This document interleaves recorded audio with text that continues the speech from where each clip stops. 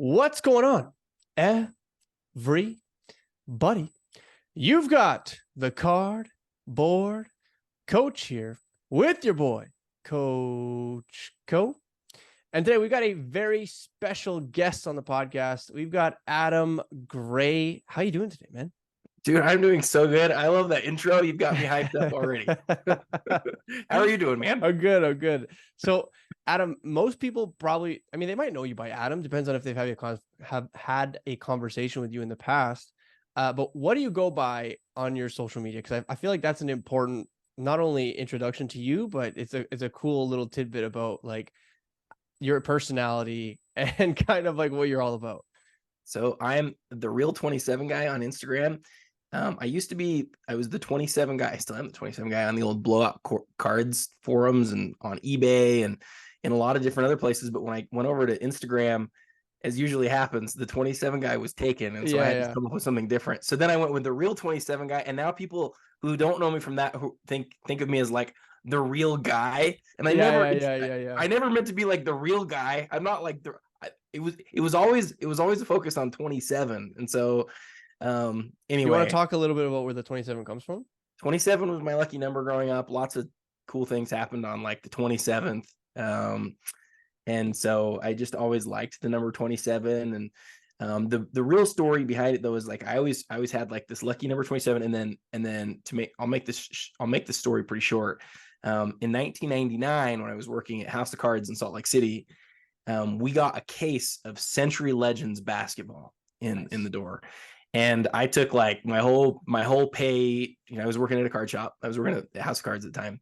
And I took my whole paycheck for like that week or week and a half, and I bought a box. And from that box, back in those days, you used to have like serial numbers on the box on the old like NBA licensed hologram. Yeah. And they were serial numbers like 21 through 33 or something like that. And I asked my boss, I was like, which box should I open? Because he had picked some lucky boxes. And he's like, oh, you should open box number 23. Upper Deck doesn't mess around with things like that, Adam. Yeah. Box number 23. So I opened it and I got a pretty decent box. I remember I got a Paul Arizin autograph and a Michael Jordan 2-colored floor box topper thing. And I felt pretty happy about it. But the next guy who walked in after I bought my box, his name's Barry Dupre, longtime customer, great guy. He opened box 27. And he pulled the single best card that ever was pulled from House of Cards. It was a Michael Jordan jersey autograph, numbered to 23, that he sold a few weeks later for like $7,000. And I remember thinking right then, like, I never need to go away from 27 again. I always should go with 27. So that's where it was sort of like solidified. Yeah. I set up my eBay and my Gmail and all those things at that point. And then at that point, I went with the 27 guy. See, this is why I feel like I had to introduce you, or you had to introduce yourself as the real 27 guy and explain that story, because I remember hearing it like a few months ago, actually. And I was like, man, if that doesn't scream like superstitious collector, which is like how so many of us are in the space, yes, I don't know what is, like, totally. And collecting is a funny thing, isn't it? Like we all have our own little like habits and like, whether it's like a lucky pair of shoes at a card show or, like a lucky shirt or something of that nature. I mean, in this case, a lucky number. There's just like some external force just working with you to help propel you along the process, right? No question, man. Absolutely. I think I've seen a lot of people do that. Like, I remember there was a guy who, when I worked at House of Cards, who was like he had to stand in a certain place when he opened the box. They had to be done in the same order. It was almost like the cards could magically change inside the pack. Yeah, exactly. On how he went about it, which is basically the definition of insanity. So we're either insane or maybe we're just superstitious. I'm not sure. Yeah. I think all collectors have like, it's like a certain level of like neuroses. You know what I mean? Like there's a certain component of like OCD. Like we're just funneling it in a very, constructive and progressive manner, especially like as the space has evolved. And I actually kind of want to talk a little bit about that. So how long have you been in the space? So just for reference for everyone else, because they need to know. I mean, you did mention that you were working at a card shop since 1997 or 1999? 99. So how long have you been in the sports card and memorabilia space? So that card shop's a good way to sort of reference that. that card shop, started working at 99, but before that, I mean, I was a customer at that shop since either the late 80s or the early 90s. And so I'm 40. So I mean, Yeah. that basically means that I've collected since I was like 6 or 7 years old. Your whole But life. right. But the Yeah. thing that I think is weird about me, and that I like, that I love that I can tell this part of the story, like I never stopped collecting. I've Yeah. collected cards from that time. And the only time that I ever wasn't like actively buying and selling cards was when I was in England as a missionary, because there was no way to do that. And even then, I still bought a few packs of soccer cards when I was on my Wow. mission. We call them football cards in England. Yeah. Yeah. Yeah. But yeah, like I've just collected cards. I still have those packs too. I've collected cards my whole life. I've mentioned this previously on other podcasts and with other guests. I envy people who never stop collecting because, everyone or most people I talk to have had similar journeys where like they collected as a kid and then, maybe it wasn't always sports cards, maybe it was like some sort of TCG and then they accumulate these collectibles. And then, I mean, sometimes it is sports cards. And then for whatever reason, they either have to sell because something happens in their life or, they go to school or they get married or there's some sort of pause. And I always say that if there wasn't a pause, the collection that I or these people would have had would be unbelievable, especially as we start to progress into the pandemic years. And that's actually something I want to talk about next. You're exactly right. I Yeah. mean, Yeah. and I here's the other thing though. Let me just point this out real quick before we move on to that point. Go for it. Like the reality is that you got to an age where you were a cool guy who was too cool to do cards. That's exactly it. I was never the cool guy. Yeah, I was yeah. always the weirdo Yeah. who was just Like like collecting cards wasn't cool, right? Like it just like and like no disrespect to anyone who collected cards, right? But it was just like it was kind of like a nuance to it. And like you couldn't really show off your cards to other people until recently, truly, without people being like, oh, that's cool, but like I feel like that's too much money to put like into a piece of cardboard or like of a dude on a piece of paper, you know like what it's like? It's like I remember. So in fact, I've got a friend who does a podcast. The Pack of the Future podcast. His name's Chad. Chad and I have been friends since we were like 6 years old. He came to my 7th birthday party. wow. And I remember when I went over to his house when he was like 12, and he still liked wrestling at that point. WWF wrestling. Yeah. And I remember having this moment where I was like, I still like wrestling. He still likes wrestling, but we're too cool to talk about this. Yeah. Like we can't talk about this together because that's no longer acceptable.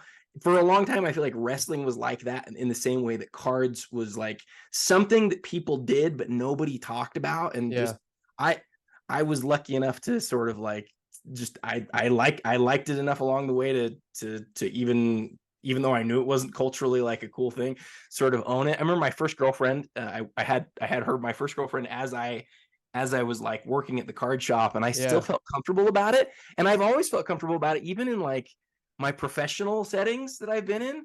I got my first really big time job because I was a collector in cards. Wow.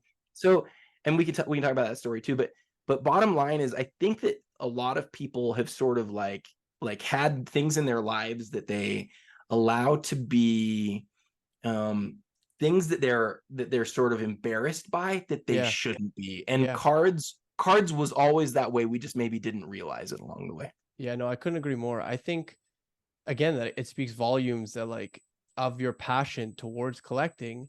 If you collected during that time and just did not stray regardless of any sort of like societal, pressures, or I mean, however you want to label it, right? You were just like, oh no, this is just who I am. I collect cards. I like collecting. And, if you don't like it, then I'm sorry that I upset you, right? Like that's pretty much it. That's kind of where you're at. And so like to my previous question, having had like steady collecting, since 99, and every year along the way, obviously you see new sets come out, you acquire more knowledge in the space, you kind of know what you want to go after, what's worth obtaining. $7,000 back then for that Michael Jordan autograph it's not $7,000 now, that's for sure. I mean, there's plenty of ultra modern cards of unproven players right now that are worth $7,000. Somewhere to go back in the time machine and say, hey, I'll buy that card for $7K. Like I'd say majority of collectors, I mean, even nowadays, you probably see like a 15 or 16-year-old pull $7K out and buy that card, right? So how was it, or how has it been seeing the progression, not just from, society's view on cards, but, being in the space from, early collecting days through the pandemic and kind of where we're at now. Well, there's been so much change. It used to be a lot more simple, I think. Do you want to elaborate? Like what? I'm thinking about how to formulate an answer. You just go back to different stages, right? So if we go back in time, we go back in time 6 or 7 years. I started the basketball card podcast, I think 7 years ago. I think it was 2016. It was the first sports card podcast that I know of.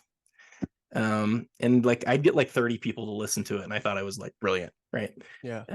I would listen to the BS report on ESPN, and I thought, man, we should have something like this for cards. And that was crazy, right? I was like, it was this insane idea.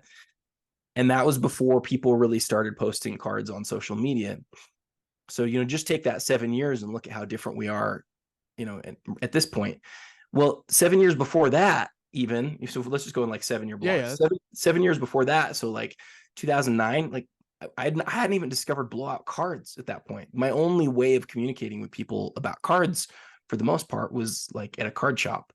And then, you go 7 years before that, and like there was nothing that was happening at all on the internet.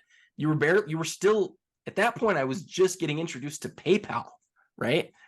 And then, 7 years before that, I hadn't even discovered eBay. So like in each of these blocks, the world has progressed and has changed. It used to be where you could look at like what a card was selling for in a card shop or at a card show, and what it was selling for online. You could find a difference between those two, and that would allow you to create some profit to then go buy other cards. But like the thing that's clear to me is that regardless of which stage we were at along the way, I'm not sure which one like leads people to being more likely to be happy. Yeah. What I mean by that is like I don't think that the how streamlined the process is, I don't think that necessarily makes collecting better or worse. I think it's just that the cards are sort of the medium, like that we collect. They're the things that we're interested in. They're the things that we're doing with our friends. They're the medium. That's probably the best way to say it. It's probably self-explanatory. But all the other stuff around it, whether it's grading or like every part of it, even what you're collecting in the cards, like all of those, even the way that the cards have changed, I don't know that any of that makes it better or worse. It has more to do with who we are and kind of how we come at collecting. I don't know if that makes sense, but that's kind of how I think about it. I think it makes sense. I think it makes perfect sense, right? From a simplicity perspective, I mean, to your point, there was no content. There was no like market manipulation, for instance, was like, I don't know, everyone going to one shop and it's the shop owner convincing everyone that this was a great buy at like $4, right? And like, you can't really have that much impact on people. I mean, maybe you pick up the phone and call your friends and do that too, but I mean, at some point you kind of get stunted on how far you can get with that, right? Like, whereas now, I mean, there's so many different elements to something like market manipulation. There you go. We're good. Can we expand on that for a second? Yeah, go for it. So there was a time where all you needed to do to change the value of something was to see an arrow next to it in Beckett magazine. Yeah. Beckett magazine was the original like market manipulation. And I'm not saying it was deliberately, by the way. No, of course. Jim Beckett's is the GOAT of cards. Let me just, I love him and everything he's done, everything he stands for. He's somebody I look up to immensely. But what I'm saying is the magazine itself drove how we thought about cards all the time. All you need to do is see that arrow next to that card. And it was like, of course, this is true. This is right. Buy. Yeah. And it's, I mean, like that was a magazine that did it, that came out once a month, that just changed the whole market. And you think about like how that worked and how it works today. And it's like, yeah, we've completely evolved and we've changed, but underlying the whole thing is the same thing. You've still got people today that want to change how you think about their cards so that their cards will be worth more money, then Yeah. you'll pay more for them. And then they sell the cards to you or to other people like you, and then they move on and they do it again and they do it again and again. And that's been the same for that's a tale that's as old as time. We've seen that forever. Yeah, I couldn't agree more. I think it was more so like it was one place that it's coming from versus like now there's so many different opportunities for manipulation to come into it. I mean, someone could make a video and it happens to go viral, and then all of a sudden like there's 100,000 people that are put on. Like I'll never forget when the John Morant card out of Chronicles, his rookie card with Key Glock and oh man, a Young Dolph after Young Dolph died. That Yep. card went from like a $3 card you find in an everyday bin at card shows to I think it got up to like $300, and it got Wow. up to $300 for like a few months actually. And I just remember people justifying, and again, like I mean, maybe it's a $300 card. I don't know. We'll see how long this lasts. We'll see how if this withstands the test of time, if this becomes culturally relevant. But I was like, I just remember like this card went from $3 to $300 because everyone all of a sudden started to say that it's justified because there's these two people in the background, and that's what makes this card very unique, right? And so I guess just adding on the fact that like things were more simple back then, is like just that kind of stuff. It only happened from like one place, you know what I mean? Really, from the Beckett magazine, truly, or from a local card shop, and that was pretty much it. And there was only so much impact that thing could have. Now the Beckett magazine had massive impact because that's where everyone went for their pricing, right?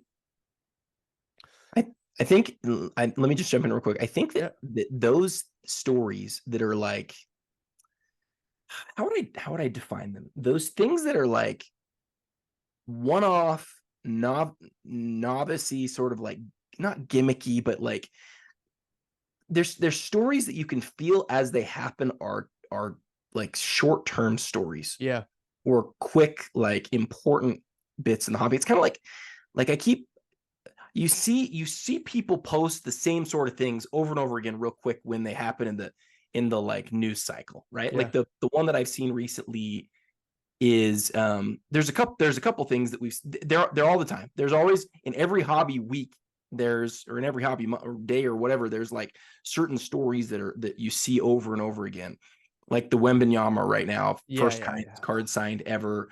There's yeah, the Tom Brady card. There's like each of these things. Like I will see them and I will watch them and I will sort of listen to them sometimes, but I don't pay attention to them at yeah. all. They don't influence me anymore, and because I feel like they're like they're like the shiny thing that takes your eye off of what you're actually attempting to do. And we all have I like like that. goals. I like We all that. we all have like things that we're trying to accomplish, right? Like things that we want to do most. And a lot of times we'll like go focus on this thing, and maybe we focus on it because we want to make money, or maybe we focus on it just because we want to be in the know. There's lots of different reasons why we might. But for me, what I found that's worked the best is I don't I say that I watch them. I do to a certain extent, but for the most part, I like have a filter in my brain that just sort of says like, this is a short-term quick thing. You don't need to think, and I just don't think about it. It's kind of like, Yeah, I'll give you another example. You remember, this is still when I was working at the card shop, so this has been a long time ago, but there was the Topps card of Derek Jeter that had Mantle and like George Bush in the yeah, background. Have you ever yeah, seen that? yeah, Like yeah, when that card came out, I had a customer who walked in. He was a great guy. His name was Tyler. Tyler walked in and he's like, Adam, this is the easiest money I've ever made. Give me every box of that. And he literally opened 6 boxes of it. Opened it all, got all the cards. He's like, Adam, these cards they pull over one a box and they're selling for over the box price. I was like, that's great. By the time he had them listed, by the time he actually got paid for them, they were no longer the box price. Like that's how quick things moved back then. yeah, They move a lot quicker now, 15 yeah, years, 13, 14 years later, whatever it is. Like yeah.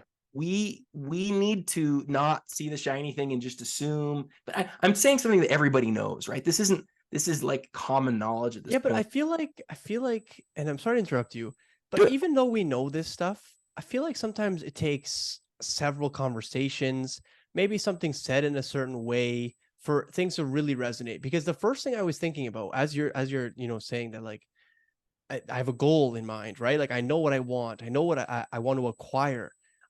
I was looking and I'm like, I just don't think that a ton of people do. I really don't know if a lot of people have like a collecting game plan, right? Like, I Mm. don't know how many people's purpose in this space. and I'm sure it'll probably evolve over time, especially if they're in the space for long enough. But I just don't know how many people truly have like a goal in mind for collecting, right? Like maybe they have like a true grail, but like in the short term, and I say short term could be like 3 to 5, 7 years. Their goal is to just like flip up, in which case, like that card might actually entice them because You're right. there might be some room on that card, right? You're Like, right. Yep. right. So I don't know. I don't know what percentage of people are truly like. I say it again. I don't doubt that these people have like a true grail in mind, right?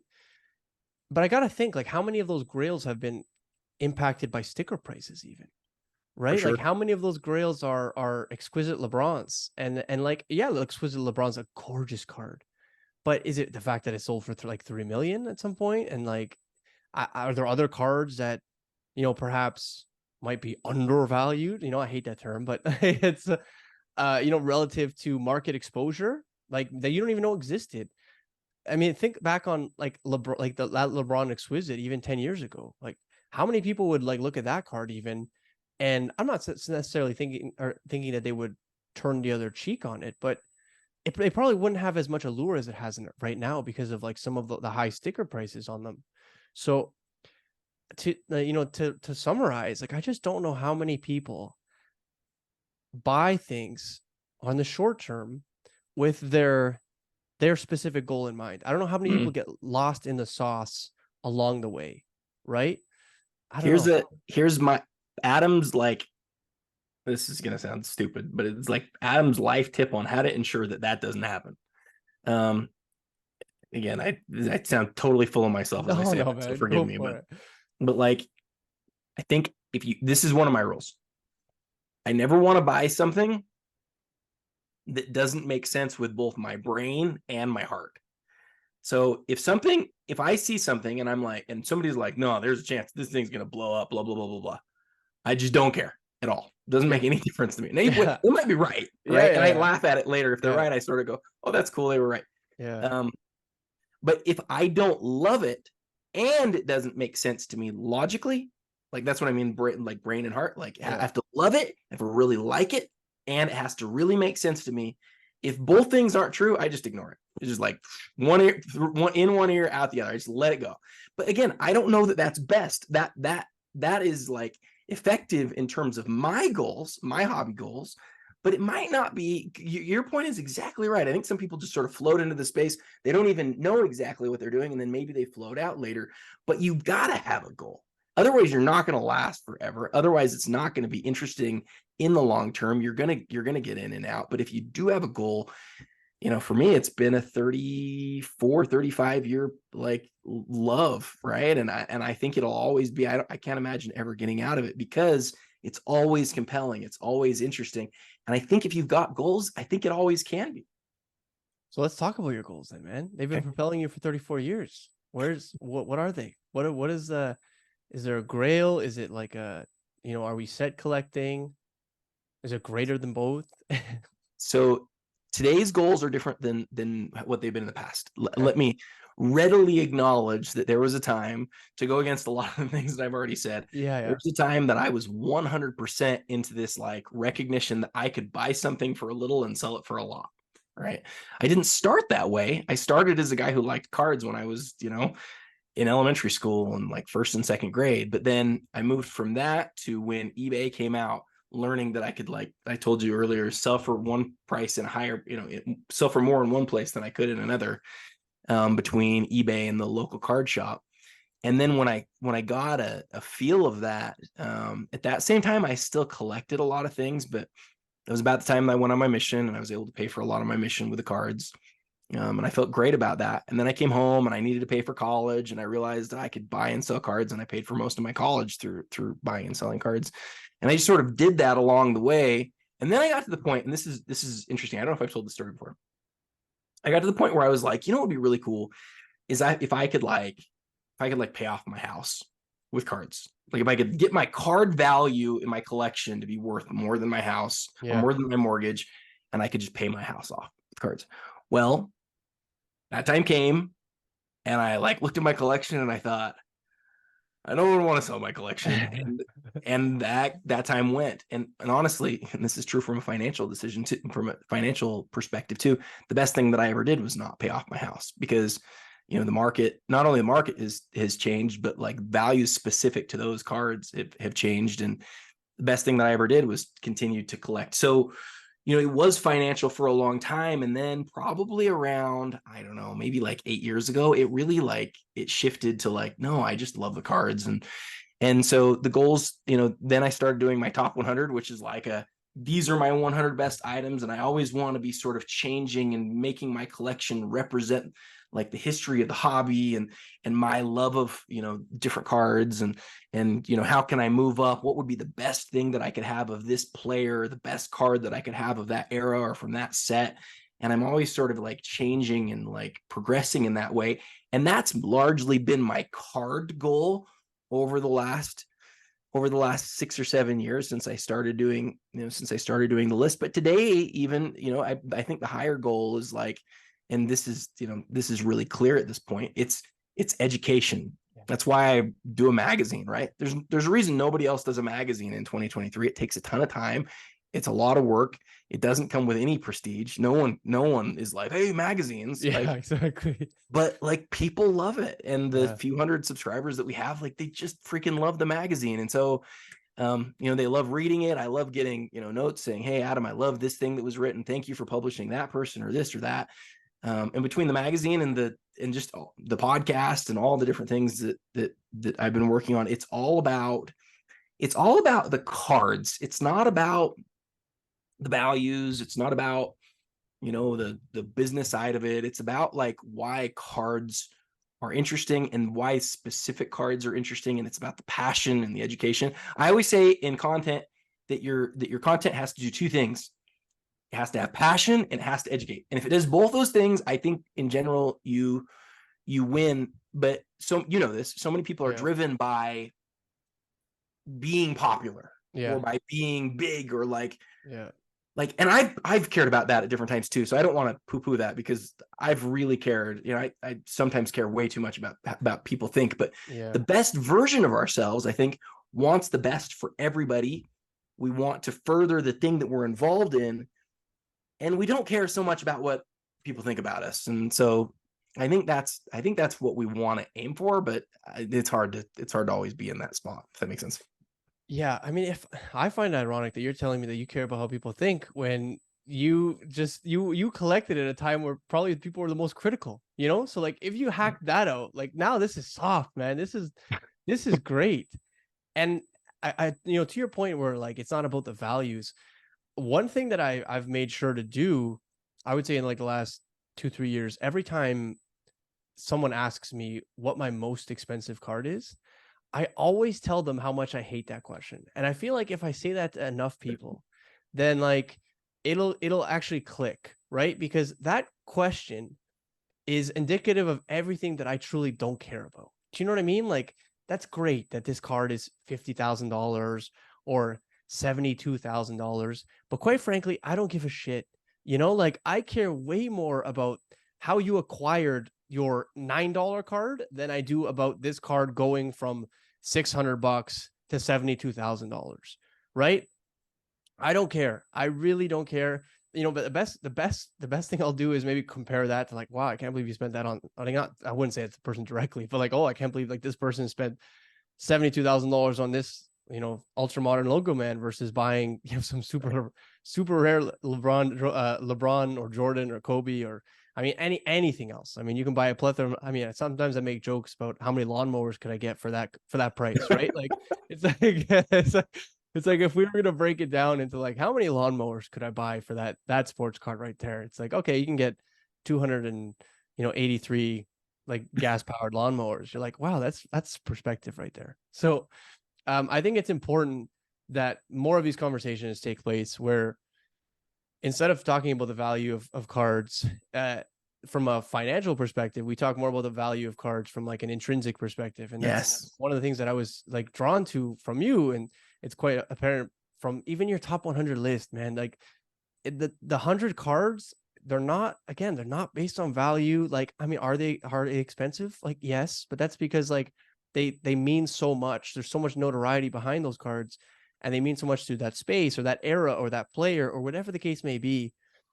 And the value comes second. It's more about, what makes this card great, whether it's the artwork, whether it's the print run, whether it's the new technology that was, unlike anything this era had seen, and it was the foundations for, some of the newer cards we see, right?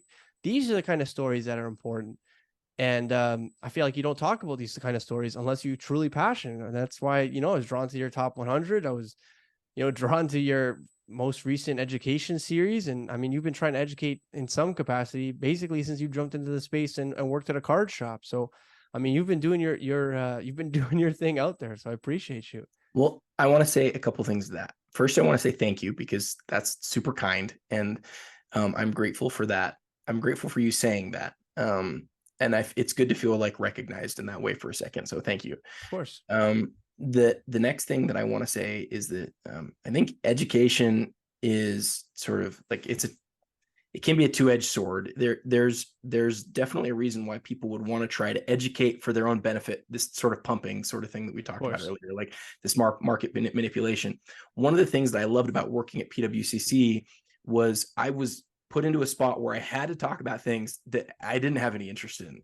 And you have to learn how to do that. And what I realized is I don't just like talking about my cards. I just like learning about cards. Yes. So an example is yesterday, I spent like half a day working on this Pele card video. I saw that actually. And it was like 1958 Editora Aquarella. I don't want to say I didn't know anything about it because I definitely knew stuff about it before I started, but like I spent hours researching that card and found everything that I could online about it, and then distilled it down into 90 or like 87 seconds on like, here's everything that you need to know about this card in 87 seconds. My job is to let you when I say you, I mean like the people who are watching, learn as much about this thing that's interesting as possible. So like, I want to know what the company actually is, because the company didn't make a lot of cards, why they matter. I want to know how rare the cards are, why there's the different versions, what's happened even with the pricing. I do touch on pricing just a smidge, but like the grading, rare, like every part of it. I want to just like distill that down into something that's like consumable. Yes. And I want people to go, huh. And I know you know this too, because you're the master of the floating head video too. You know what I'm talking about. But like these, if I can do that, if I can like go and research those things and find the passion for it and then talk about it in that way, I think that people who love soccer or who love Pele or who love that era might look at it and go, you know what, that's something that I want, and that's something that I want to learn more about. And that's, again, I haven't owned a soccer card other than those few packs that I bought. I have so many soccer stickers, so it like I haven't resonated owned with me. Like I started collecting soccer stickers. Like the sports related stuff was soccer stickers, like from the get-go.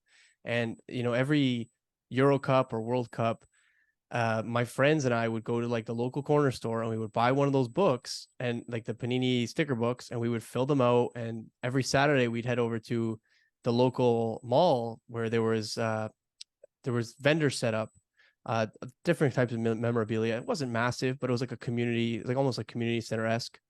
And whatever stickers you were missing from the week of buying packs, however you accumulated $1 here, $1 there, you would try to fill out this book. And every single tournament we'd fill out these books, and that was what it was all about. And we didn't give a shit about, I mean, we cared about value because sometimes like we're like, oh man, $4 for that sticker, like man, I can get 4 packs for that, like right. Or oh man, that's $6 for that sticker, like I'm gonna try to pack it, right? And so it really, first of all, seeing the amount of passion that you put into that video, and definitely hit hard for me, because I was like, oh man, like I've always drawn to stickers, but like now I'm even more drawn to it for the fact that like now other people are appreciating it. And I've a great deal of my collection is stickers, and stickers that otherwise, if you're going to put a value on them, I mean, like if you look at book value, some of them are like $40, $50, $60. Every time someone asks them, I have no idea how much it costs, nor do I care, right? Like I'm like, I don't feel like the market appreciates something as much as I do, and therefore I refuse to acknowledge this price, because it doesn't even matter, right? It's indifferent. Like it's not going anywhere. It's staying in the collection. So what difference does it make, like, for some sort of, I don't know, like, it's a accounting book? What am I doing here, right? Like, what is it? Why does it matter how much it costs? Yeah, It's just something cool that I appreciate. you've hit on this idea a couple times. I want to hit it and then come back to where we just Yeah, were. You want to operate more like an art gallery yeah, where somebody walks in and they go, "That's amazing," and you know as soon as somebody asks how much that's worth it, that's the wrong question. I agree. That's cards have stock like principles and art like principles, and I feel much better about the art side of it. I want to be on the, this is wonderful for what it is. I didn't just buy it to sell it. I don't think about it as much as an investment asset or a vehicle, although it is. yeah, It yeah. is. You need to suspend that idea in your mind for it to be actually what it's going to be. And then, going back to the other side. Oh shoot, I lost my thought on it. We're talking stickers, We're LA talking about stickers. stickers. Oh, okay, that's right. On Yeah, the video though, like the Pele video, what I'm finding, and this is just being real, this is totally true. I can learn about anything in this space, yeah, anything, and then at the end of it, come out going, "Dang it, I like that enough that I'd want to buy it." yeah. And I didn't think that was true when I started at PWCC. I would see a Pokemon or a Magic Gathering card come across the desk that I needed to make a video on, and I was like, "This sucks." And now I'm like, I get it, especially Yeah. on the MTG stuff. I've sat with enough I passion. also I You also guys, collected Magic for quite some time. Well, I didn't collect Magic. I played Magic, right? So, like, but again, it's the same thing. We're like, I don't. these collectors, man, like Yeah, they are like, they have collector written all over them. And what I mean by that is, like, they care about the thing for what it is rather than just for the value. And so much of our hobby has become totally value driven. And there's yeah, nothing wrong with that. Again, like, the majority of my net worth, dude, is in basketball cards, right? yeah, yeah, yeah, yeah. So I'm not saying that that's not important, but when that becomes the whole thing, what it's all about, what people really focus on, what they really care about, they're lost. I That's not agree. And collecting that, anymore. back to what I said in the beginning, I just don't know how many people have like a goal, right? I just don't know Yeah, how many people are, you're right. I just don't know if they have that foresight, if they've been operating like that, right? Like, and again, it's not to say that you can't change along the way. Like, I mean, my progression through collecting has been, it's looked so many different ways, right? And there's no right way or wrong way, truly. And in my opinion, as long as you're having a good time, that's all that really matters. If we start talking dollars and cents, there's a right and wrong way, truly. I think, like, if it comes down to dollars and cents, I think there's a right way and a wrong way. But if we're just talking about your own, like, character arc in terms of collecting, there is no wrong way. But I also think that you're 100% correct in saying that you need a goal. You need to, and again, I don't know if it's a grail card or just something that, I think the best way to do it is just find something that makes you almost feel whole to, like, look at or research or talk to with your friends. Like, I mean, I go to family get-togethers and they think I'm crazy because I talk about sports cards or signed shoes or like So here's my best story on that. I'm sitting in an interview for a private equity firm. I've told the story a couple of other times in different places, but I think it's important. yeah, I'm sitting in this, like, private equity firm in Salt Lake, in Cottonwood Heights, called Mercado Partners, with a couple of, like, their executive team.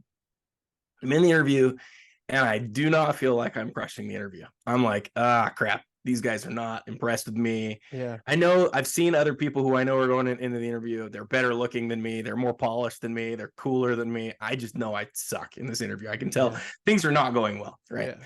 And then in the middle of it, like, they're both sort of like looking away from me. They're kind of disinterested. And one of them goes, "Adam, is there anything different about yourself that you want to share?" And I was like, "Well, I got nothing to lose." And so I start telling the story about how I paid for my mission in college and, my down payment on my house with basketball cards. And I just start talking about what I like to collect and how I do it and what I like. And they shift from, like, looking in different directions and their whole body, like, being like, their body language being, like, uninterested, Yeah. to, like, and especially Engaged. the Yeah. main gal who was, like, Yeah. taking care of the interview, she's, like, engaged exactly with me, like, full on with me. And she goes, I don't know who told you to tell that story, but I don't think I've ever heard a story in one of these interviews that compelled me as much as that one did. And the conversation, I'm literally went from not sure that they had any interest in me to having an offer by the end of the interview. I mean, it was crazy. And I'm not joking. It was all about cards. It was all about my interest in the hobby. To get a job, like a dream job in the world of private equity, like there's 3 of those jobs in Utah. Like I got one of them. That's crazy. Because of that. So anyway. I mean, passion goes a long way. So let's talk about how you've turned passion into your work, man. So you know, for those of you who don't know, I mean, he's mentioned several times that he works with PWCC, correct? So at what capacity do you work with them, and how long have you worked with them? So last year in May, I'll do the brief version of the story. I was probably not super happy in my work anymore. I'd been there for 7 years. That's the dream job I was telling you about a minute ago. Yeah. It was great, but I didn't have a ton of opportunity to move up the ways that I wanted to. I didn't find it engaging. I'd get to work and I felt like I was sort of like I'd look at my computer screen and it would take me a while to get going just because I just didn't want to do it the same way anymore. I wasn't feeling it. I had another opportunity to go do the same thing for a lot more money, like way, way, way more money. And I was like, oh man, maybe I need to do this. Talked to my wife about it. I was like, is that what I want to go do? And then I remembered that Chris Callahan, previously the marketing guy at PWCC, had messaged me beforehand and said, hey, if you ever want a full-time gig here, let me know. And so I was like, I got to at least ask him about this. So I asked him about it. They put together an offer literally within 24 hours. And the offer was all around marketing. And what I understood that to mean was there was like 2 components to it. There was you need to make content, and then you need to manage our influencer sort of relationships. And I was like, I can do those things. And I had a great experience there. People sometimes think that when you get laid off, it's because you didn't do a good job. Yeah. That's not true. Sometimes you get laid off because things within a company change. I crushed that job, dude. I absolutely crushed it. And I'm, again, no, I sound like I'm full of myself, but like, oh, go for it. I really helped change a lot of the things within the company as far as the marketing goes that I think I did a really great job on. And I don't think I'm being like really like pumping myself up in the process of saying that. Like, I really do think that we did some great things. And then on the influencer side too, we did some great things, but then, you know, PWCC went from the position where it was growing, you know, to become this like behemoth to then they were about to be acquired by Fanatics, and things had changed. And I think some of those roles weren't as necessary anymore as they had been previously. And so a lot of us, unfortunately got let go. Fortunately for me though, I got let go, and I had the opportunity to continue to do some contract work for them that I'm still doing, that I love. I love doing it. It's mostly the content making and a couple of other little things, but so I do still do work for them. But the other great part about it is I get to do it for other places. And so, you know, there's a small group of companies that are within the space now that I get to do things for. I get to focus more on the magazine, and I'm still a full-time card guy. And I'd like to continue to see that, you know, grow. But I'm excited to work with the companies that I'm working with and see where it goes from here. But it's still relatively new, right? I've only been not full-time with them for about a month and a half. Wow. So from what you actually, let's go back a little bit. So eBay, I mean, I do want to talk about eBay. So PWCC was first on eBay, right? And then there was that whole fallout where eBay accused PWCC of shill bidding, and thus PWCC created their own website, and that's what some people only know PWCC as today, that the website. And I will say that every time I've done business with that website, things have come quickly, they've come efficient, they've been shipped efficiently. Like, it's overnight shipping. I get it in Canada like in a day and a half, which is I'm always dumbfounded. And I've had nothing but good things, especially early on when people weren't really wise on it, and like I was getting stuff at absolute steals. But it's fantastic. So I would kind of like to talk about what that was like being there from the inside, dude. Yeah. Because I can imagine that was probably a bit chaotic, because PWC at the time was probably the #1 seller on eBay. Yeah. So my perspective on this is really different because I wasn't actually working in the company yet. I was still a few months away from joining, but I joined I think it was like 6 months after or something. I I joined, or maybe even 8 months after. It's been a while, Yeah. the getting kicked off of eBay. Yeah. Um, this is so this. I'll just tell you my thoughts on it. Yeah. Yeah. No, I I'm an wasn't, open book again, when I it wasn't, comes. yeah, let's go for it. So when it happened, PWCC was our main sponsor at Basketball Card Fanatic magazine. And so it still influenced us greatly. We were like, oh crap, our biggest sponsor is suddenly now, going to be going under or whatever. Blacklisted or something, right? Yeah, and I got calls from 3 different people within PWCC within 24 hours when it happened, just to like say, hey Adam, here's what we know, here's what we're thinking. And it was Jesse, it was my sales guy, and it was Chris. So it was 3 different, Jesse, Jason Mills, and Chris Callahan. All 3 of them called me within 24 hours, and I was like, man, it's cool that they want me to feel good about this. But the thing that was clear to me was that, so PWCC had already started moving off of eBay. Yes. Yes, they had. That's correct. Yeah. Created Yeah. the Yeah. Yeah. premier auction. Yes. They had done, like Jeremy, Lee, and I had done our first premier auction show. And then this like note comes out, and I've talked to everybody in the company about what it was like, how it was handled. Like most of that data, nothing was ever shared with PWCC. PWCC is still like, we don't know exactly like what happened. We don't know what information they have. We don't know what would give them the ability to do this thing. But the other thing that's really clear is obviously eBay felt threatened by PWCC changing the way that they were, because they were this huge just behemoth on eBay. And well, as I said, I think they were the number one seller on eBay, right? So like imagine that you hear rumblings that like they're about to pull out, right? And you're like, oh man, like this is not gonna be good, right? Because I mean they could take a run at us realistically.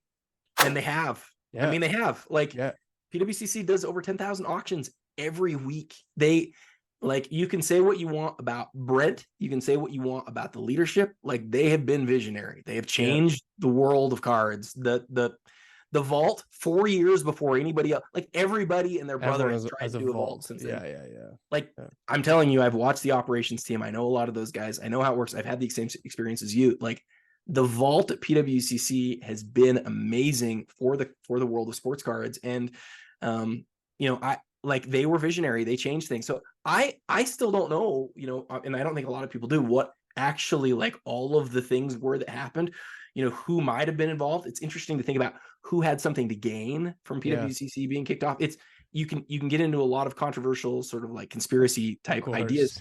I don't know what happened. What I do know is the way that PWCC changed at that point, the way that they were able to pivot, create new accounting systems, and like all the different systems that were needed for that time to then create what they have right now. They actually like flourished. They became a very valuable company that largely because of that, Fanatics was. Well, they almost had no choice. I mean, they did have no choice but to like, okay, sink or swim, right? Like as soon as they got kicked off eBay, they're like, we have to sink or swim here, right? Like we have no choice.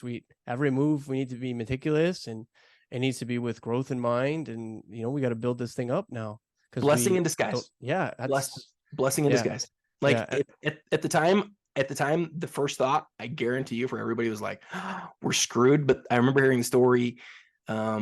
I heard the story from somebody who was close to Brent, who was like, the next day he came in and he was like, this is going to be the best thing that ever happened to us. And he was right. Yeah. And just for the record, I felt like I had to ask. The reason being is there are some people who have potentially never done business with PWCC. And I know this because I've had conversations with people. And one of the reasons why is because they have this at the back of their mind still from that moment.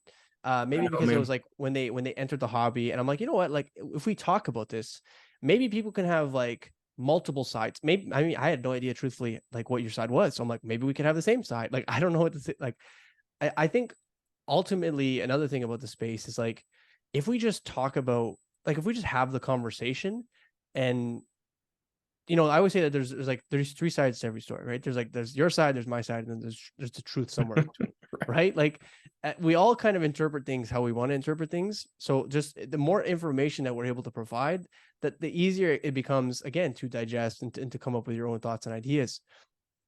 On the subject of PWCC, they got acquired by Fanatics. I mean, obviously, aside from the layoffs, working with them still, how have you found, has anything changed? Has, sentiments changed? What can we look forward to? Yeah. Before I answer that real quick, I just want to say, like, you hit on something else that I want to touch on, and then Go let's for come it, man. back to that. Yeah, So yeah. if I don't get back to it, remind me to come I back to it. remind you. Okay. So there was a time where all I did was sell on eBay, and I did a ton of it. Like, I've sold thousands and thousands of cards on eBay directly, right? Yeah, Like listing stuff on my own. yeah. And then I realized at some point that there was this thing called consignment that allowed me to make as much money, not do any work, and be able to focus on the things that I liked doing. And I've never liked selling. I always hated it. And so I started with Probstein 123 on eBay. Yeah. I've used PC sports cards. I've used ComC. I've used PWCC. I've used basically everybody. I bought from everybody. I've sold from everybody. Consignment and auction houses are flipping amazing. I think selling on your own these days is really like a losing proposition for the most part, because it takes so much time and effort that you could be spent doing other things. At least for me, that's the truth. It might not be the truth from you. So moving on from that, though, to the next question, which was, remind me. Yeah, so we were talking Fanatics. Oh, Fanatics, like that's right. Jumping That's in right. and acquiring PWCC and perhaps, any information you have on that and how it's been. Yeah. So, and thank you for the reminder. Of course, man. So Fanatics has been, so far for me, has seemed like they're slowly integrating systems. They're slowly integrating people and processes and those types of things. I haven't had any dealings with Fanatics to this point. It's still been the PWCC team. It'll be interesting to see what happens with time. Like, what happens to the PWCC brand? Does it entirely go away? It wouldn't be shocking to me if it all sort of became, came under the Fanatics brand. How does that change, the marketing? How does it change the social? What does that change for me? Does it just totally go away? Yeah. Like, all that stuff could go away. I wouldn't be shocked about that. But at the same time, PWCC is, it is one of the bigger brands in the hobby. You think about the way that the company has grown and the things that they've done. I don't know that they even know the answers to all of those questions yet. And they have some real talent on the PWCC team in really every area. My question is, what parts of PWCC were most interesting for Fanatics? It'd be really interesting to be part of those leadership meetings to know, like, what parts of the company that they were most interested to be getting. It might be acquiring, yeah, like, it might be all of it. It might be mostly the operations. It might be consumer base. I mean, the tech. The tech is huge. Yeah. Like, so 10,000 auctions every month, right? Like, you're kind of starting, to our point earlier, segueing from the eBay talk. eBay's the biggest seller on eBay created their own platform. If they wanted to go toe to toe with eBay, this might be a great way to start. Oh, it is. It is. And to be clear, and I want to make sure this is totally clear. I see a million things that Fanatics could be interested in. Yeah, of course. PWCC. I just wonder what things they prioritized at the top. Exactly. Like, what are the things that they were like, we need that to be able to, like, Topps. When Fanatics acquired Topps, it was like, they need the ability to make cards. They need the brands. They need all these things. With PWCC, I wonder what the biggest, most key components of that acquisition were. And what do you think? Do you have? You said the auctions, like the user base. I think the user base is huge, right? Because even if we look at Fanatics Live, for instance, and again, looking at their social media is not like a indicator of like how successful this is going to be or how known it is or whatever the case may be. But if this is going to be their primary mover, like, let's say you have about 10,000 users, which is like, you've grown quite quickly over the course of the 2 months that they've been pumping way more users. Like, there's 10,000 auctions. No. So I'm saying, sorry, 10,000 followers. That's what I'm saying for Fanatics Live.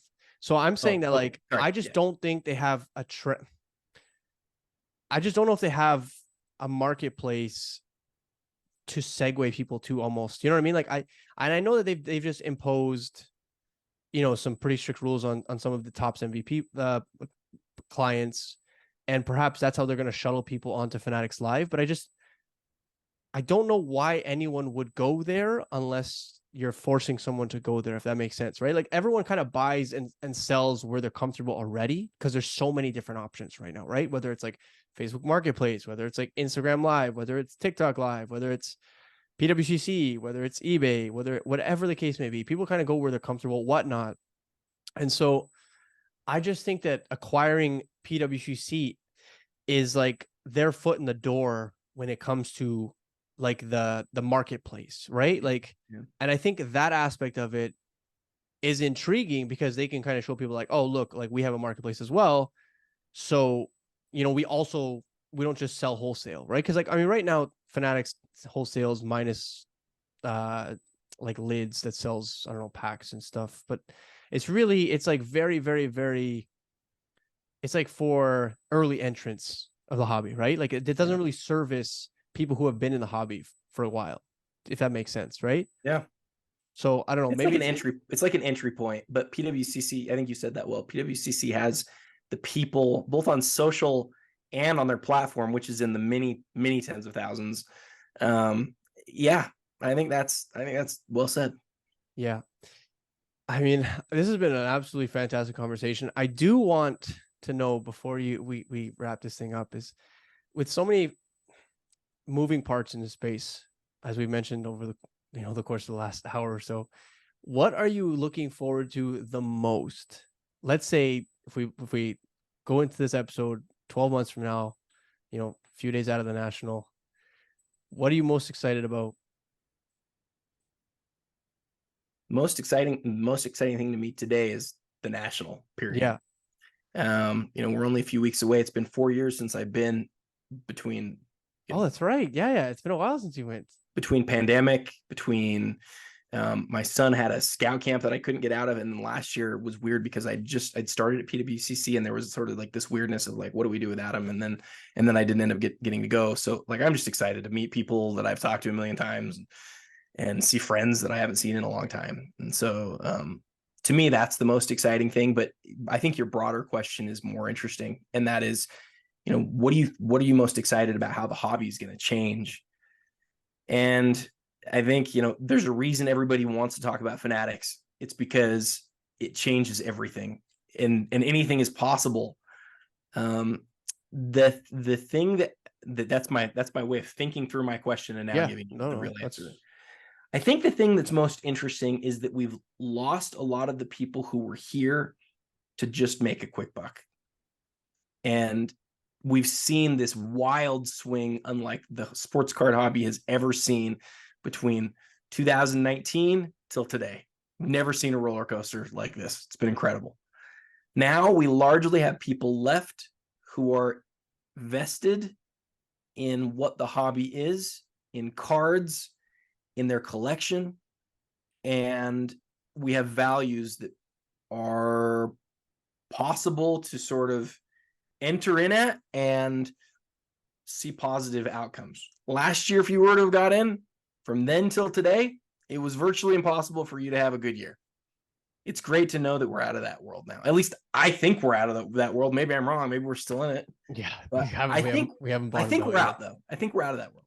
Yeah, that's interesting. I mean, I think I would agree with you. Just because there are so many ways. I mean, if I mentioned this already, there are so many ways to liquidate. There's so many places to sell. There's so many ways to sell. Yep. I feel like if people wanted to sell, that they probably would have at some point, right? I mean, we've had a lot of things happen in the economy even. I mean, inflation's like relatively high right now. Things are not cheap. And so I feel like if people weren't passionate enough to hold these, pieces of paper, then I can't imagine they're sticking around for like that grand payday at the end of the rainbow. And if they are, at least they have a certain level of patience that they're willing to stick around for a while, which means that like something inside them is a collector, right? Like it's because if you think that like, I don't know why I bought this, I can't, like why do I own this in the first place? If you have any sort of inclination of that, I think you've already sold, like, so I would agree with you in that. And I'm excited to see content change. I mean, like I said, with you, I've seen, your content change, and it's not that it wasn't educational, but now it's getting like even more in depth about, specific sets, and you sharing stories from the research that either you did recently or that, in the past.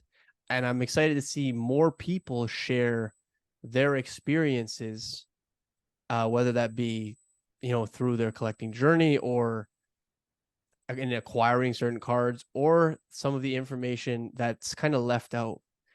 Because I think one way to keep people around is to continue to share these stories.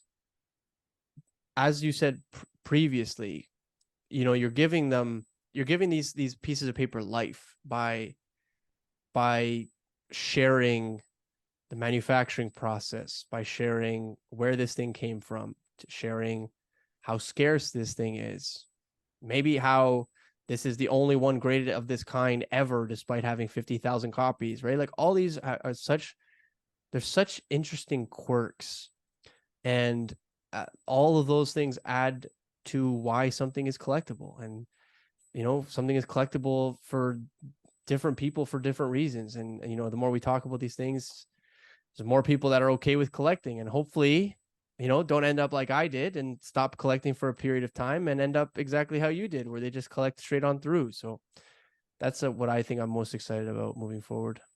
That's a great answer. And let me just add, if you've had times away, like Brendan has here, like that's okay too. There's nothing wrong with that.